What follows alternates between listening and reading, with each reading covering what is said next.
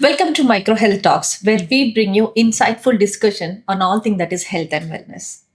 Health is something which we often take for granted, but what if I tell you with a bit of awareness and tips in lives, we can save our lives. Today, let's uncover a topic that is less discussed, a topic that we will not give much of an importance until it's like to the very maximum end, a topic that is deliberately neglected and rejected by us because the very subject is asymptomatic. We have with us today, joining in our podcast, Dr. Reggie Sukhmani, the renowned histopathologist at Microhealth Laboratories, Qatar. Doctor, today let's explore and uncover the topic on cervical cancer. So, what, how, why, what are the reasons? Let's start with like what is cervical cancer and what are the symptoms that is leading towards it. See, so any form of cancer is like growth of cells. So when there is abnormal growth of cells in the cervix, we call it as cervical cancer. But mainly we can actually cervix cancer is something which is very easily preventable, and we can save ourselves from getting into from the pre-malignant condition into a malignancy. So sometimes majority of the cases it's asymptomatic. Okay, you may not feel any symptoms unless and until you are at the last stage. But if you are symptomatic, your first symptom may be abnormal discharge or abnormal bleeding patterns. Like suppose if your periods are from say 28 to 30 days cycle, you may have intermenstrual bleeding. So means every 15 days you may have your periods, or sometimes there may be abnormal bleeding before the periods or after the bleeding. Sometimes spotting may be there continuously for few days or even after your period stops. Sometimes it will be so heavy that you may have a lot of clots in it. So any form of abnormal pattern, if you see in your bleeding, that could be the first sign of cervical cancer. Okay. And even that could be an indication that it could be something wrong with your endometrium. But of course, you have to screen your cervix also in that case. Then another very common symptom which we get for in case of cervix cancer is some form of abnormal discharge. Like if you are having recurrent vaginal discharge, which may be in form of bacterial vaginosis or candida infection or any other chlamydia or gonorrhea or any form of abnormal discharge and recurrent vaginal infections, if you're getting, always talk to your gynecologist. Don't ignore those symptoms. Okay.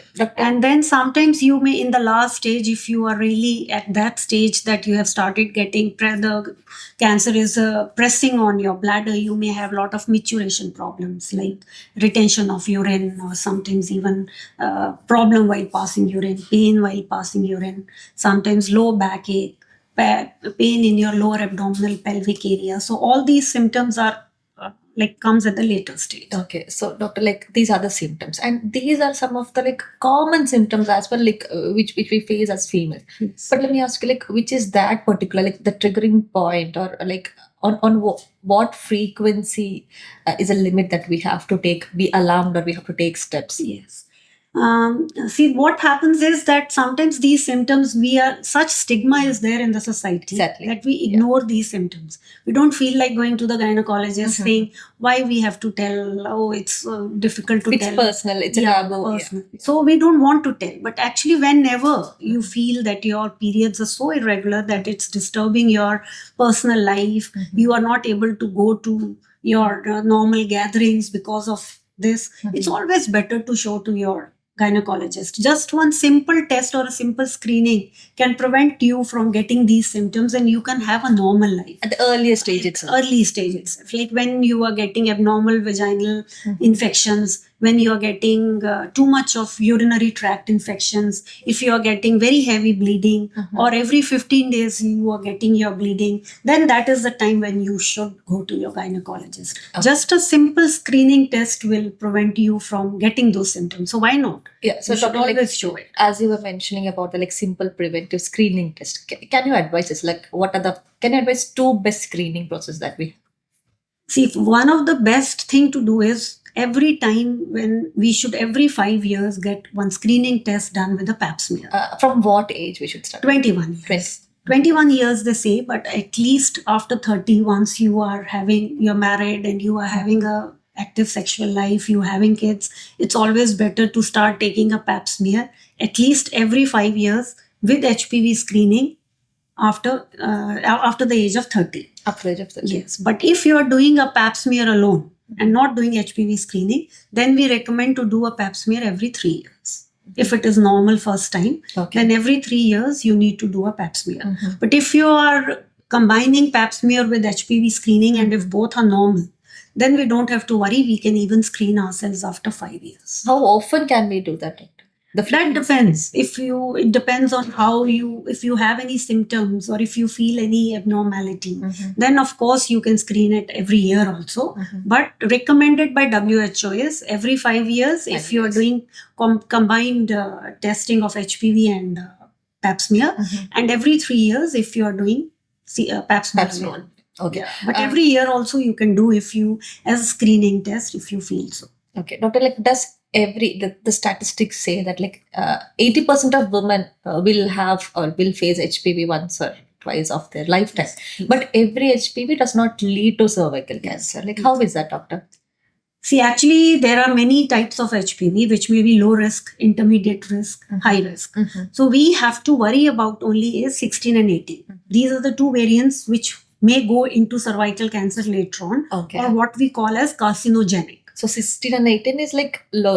It comes as high risk. High risk. So those two, if you are positive for, they are the ones which are carcinogenic, which can go in for cervical cancer later on. Mhm. Any other form Mhm. doesn't matter because they may regress or they may, we call it as resting phase. Okay. Like any other virus, say Mhm. COVID virus or anything, Mhm. it will not continue throughout your life. Yeah. You will get immunity against it. Unless and until it's triggered. It's triggered, Mhm. yes. So any other form of HPV, whether it's low risk or intermediate risk, may regress later on. Mhm. So you may be negative after 6 months if you do the test. Okay. That time it may be in the resting phase. Okay. But if it is 16 and 18 positive, we call it as carcinogenic forms of or high risk forms of HPV. Mhm. That definitely we need to follow it up because that has a tendency that it may go in for carcinoma earlier. Okay. But cervix cancer is something which takes a long time, say 10 to 20 years to develop from pre-malignant to malignant condition. Okay. So that's why we say that this is one of the most preventable and easily treatable type of cancer. Mhm. And if screening is routinely done, the way I told before, every 3 years or 5 years, you can actually prevent it from getting into carcinoma of the cervix. Okay. Okay. Doctor, like, can you advise like what are the preventive measures that we can be taken? Preventive measures is mainly like screening. Mhm. Do a pap smear every 3 years Mhm. with HPV screening. If you don't want to do HPV screening, at least do a pap smear routinely. Mhm. Visit your gynecologist whenever you have some symptom. Don't Okay. ignore your symptoms, Okay. I will say. And then, of course, we can take HPV vaccine. Vaccine. Yes. Yes. This is one like common practice, Yes. especially in India. Like, can you just show some light? Now, they say that you can take vaccine from 9 years of age. Oh, okay. For girls as well as for boys. It can was get. 14 before? Yes, 12 14 to or 14 13. before. Uh-huh. But now they say you can start at 9 years Mhm. also. So, but average they say around 12. After 12 years, you can start taking vaccine both for girls as well as for boys. So, 12 to 36 is the ideal age to take it. Mhm. But you can take even after that. Okay. No problem. Mhm. But confirm that you don't have HPV infection before.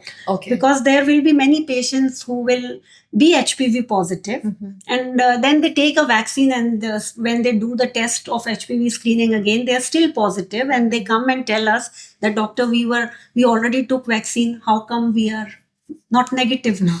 Mhm. Because they already had that infection. And again, they had been for the vaccination. Yes. Okay. Okay. So confirm it that you don't have HPV before. Mhm. If your test is negative, then even if you take little at the elderly age also, it is okay. But actually the average age is 12 to 36 years when you take ideal time to take a HPV vaccine. Okay, doctor. To what extent this vaccine is effective? It's really effective. They say ki even those who have taken at 9 years of age and all, some tests and all were done and in UK and US and all, where the kids were given vaccine at the age of 9 years and all, which is quite portable till now they are elderly. Okay. So it's quite effective. It stays for a longer time. Mhm. That won't be a problem, I think, because antibody titers may be still there at the later stage. Okay. So thanks to our government for making Yes. these mandatory, because like we were unaware what are the good cause like it was for. Yeah. But it is great. But actually, they are the 3-dose vaccines. They are, I think, in Qatar, we are two types of vaccines are available for HPV. I'm not sure if one is still there, but Cervarix is still available. That is usually given within the 6 months period. You have to give 3 doses. Oh, okay. Like 0 to 6. So if 1 dose is taken today, then after 2 months the second dose, and then after 4 months, means total in 6 months you have to take 3 doses.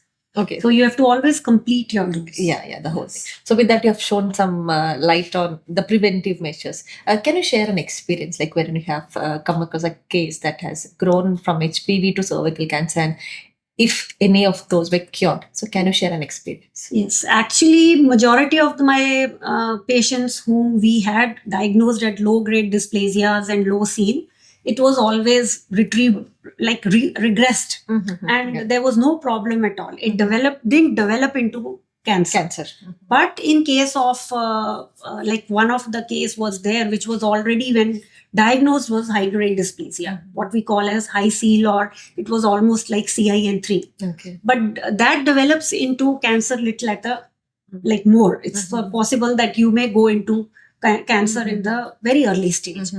Doctor, in this 27 years long of experience, can you quote a case like wherein it was HPV to cervical cancer and if it was cured?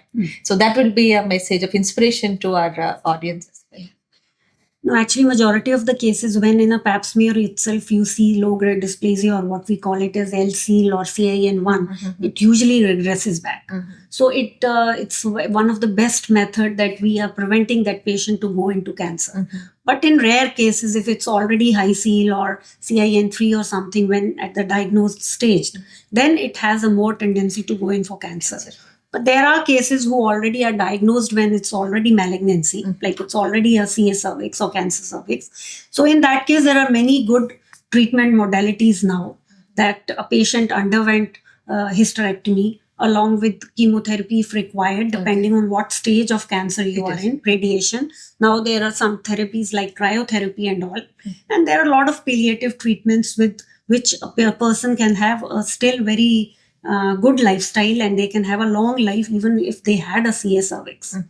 So, but since it's preventable, it's always better to screen it. Why to reach at that stage when it is easily cured at the early stage? Doctor, is it true like 70 to 80% of cervical cancer is preventable? Like how far it is true? Yes, very true. Because if you are screening it at a very early stage, even when mild symptoms are there, 90% will not go in for CA. 90%, unless and until you have a genetic predisposition or you are HPV 16 and 18 positive. Majority of the cases will not go in for CA. Okay. So, doctor, like what message you would love to give as a conclusion note of the session? That screening is one of the best method of preventing cervical cancer. Okay, so we at MicroHealth, since we at MicroHealth are providing lot of tests here, which you can come and do it any time of the day. Like pap smear you can do. We have HPV PCR here. And within 2 days, you will get the report also within 2 working days. And you can get the pap smear done from your gynecologist and send it to us. We will give you within 2 days the report, and you can easily prevent your cervical cancer. So we at MicroHealth Laboratory, we would love to educate, empower and enlighten the woman. Like we are here to make you aware of what it is, and we are here to give you a solution how to detect it at the early stage, and we are with you in this journey. So help us spread the word. Yes. Okay. So that I just want that women should be aware that how important their health is. For breast cancer, for cervical cancer, these are all very easily preventable cancers. Certainly. Just simple screening can prevent them. We have to take care of ourselves. We take care of our families, but we never bother about our symptoms. So if we take care of ourselves, any small symptom, go and show a gynecologist, and immediately we can prevent it from going into the stage. Okay. So thank you so much, doctor. Thank you for joining with us today. So signing off, it is MicroHealth Talks for Precious Life. Faith, support, hope. Thank you.